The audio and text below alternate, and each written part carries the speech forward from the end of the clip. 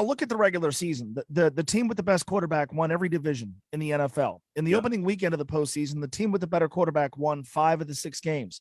I think San Francisco being the exception with their win over Dallas. So quarterback play has never mattered more in the NFL. So you started with that. Joe Burrow, you feel better about him than you do Ryan Tannehill. Nissan Stadium is not considered as intimidating a venue as, say, Arrowhead Stadium or what they have in Buffalo. So you kind of felt pretty good about that. And you sort of had the sense the Bengals weren't going to need to score 35 points to win this game. Now, you're worried about Derrick Henry.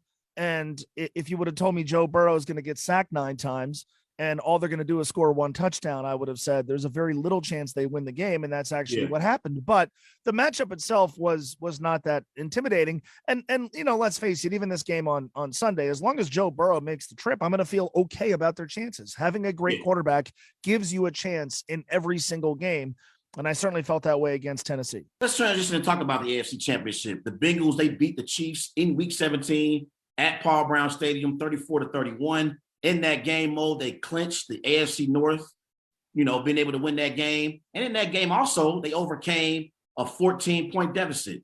Do you believe when 2 teams match up against each other in the regular season and they have to play again in the postseason, can there be some carryover into the playoff matchup? Or do you believe that Zach Taylor should just start over with a brand new game plan? Well, the game plan against Kansas City was throw the ball to JaMarr Chase. And so I hope they don't take that out of the game plan because it works. Yeah, it's a good question. Look, every team makes adjustments. I got to think if you're Steve Spagnuolo, the defensive coordinator of the Kansas City Chiefs, you're going into this game saying, I'm not letting JaMarr Chase do that again. I'm going to make somebody else beat me because JaMarr played the best game I've ever seen a wide receiver play. Yeah. I think when you look at Joe Burrow, he's played better the second go around when he's played a team a second time. Look at Baltimore this year. He was really good the first game against Baltimore, and I know the personnel was compromised because of COVID and other injuries, but he was better the second game.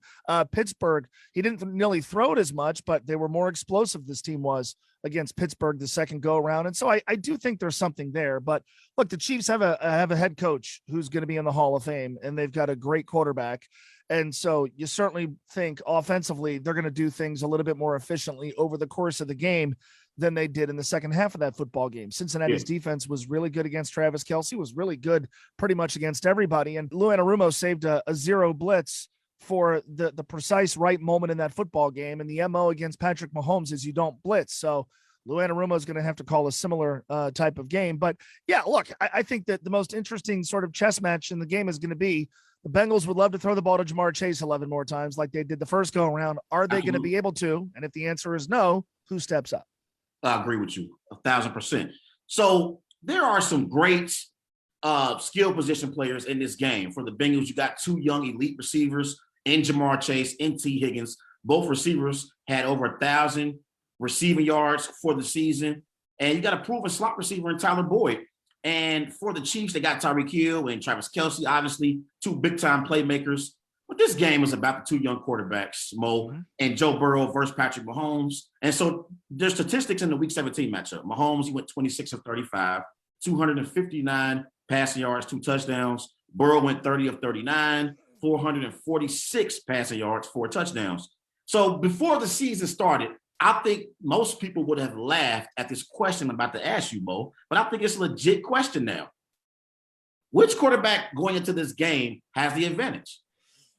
Well, Patrick Mahomes is playing at home, and so you start there. I think what's going to be interesting, though, is how good are the offensive lines. So, when Kansas City, we saw in the Super Bowl last year, what do they have to do? They after they lost to the Buccaneers, they remade their entire offensive line. They did.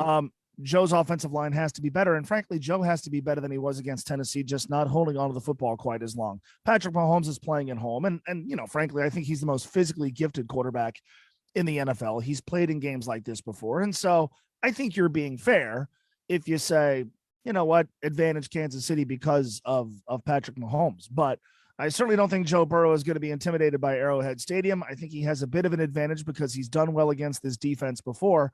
And I also feel like you can look at the AFC title game. You're playing the Buffalo Bills. What do you think is going to happen? Stephon Diggs is going to go nuts. Well, what happened in that game? Gabe Davis went crazy.